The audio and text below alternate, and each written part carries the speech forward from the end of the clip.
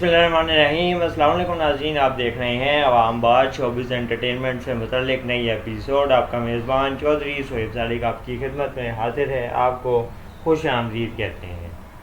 पाकिस्तानी मरूफ अदाकारा सनम सईद ने कुछ दिनों कबल एक निजी इंटरव्यू में इंकिशाफ किया कि दूसरी शादी कोई ऐसी गलत बात नहीं है जिस पे आपको तनकीद या शर्मिंदगी का सामना करना पड़े।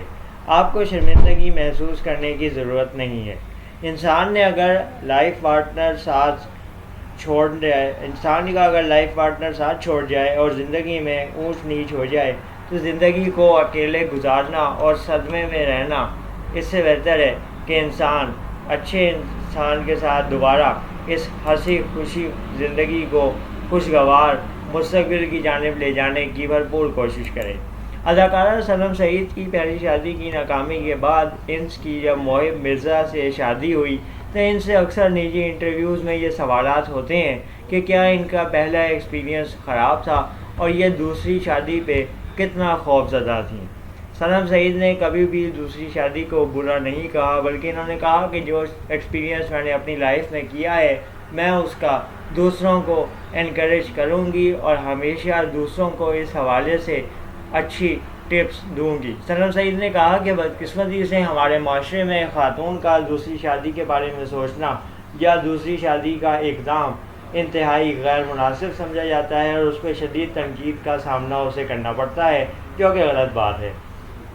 हमारे मज़हब में भी ये रवायत हमें मिलती है और इस तरह की तमाम तर चीज़ों पे हमें सोच समझ के अपने मुताबिक और अपने हालात के मुताबिक फ़ैसला करना चाहिए। मरूफ अदाकारा सनम सईद और इनके शौहर मोहिब मिर्ज़ा आजकल मुख्तलिफ ड्रामों में नज़र आ रहे हैं और अपनी ज़बरदस्त अदाकारी से मदाहों को महसूस करवा रहे हैं।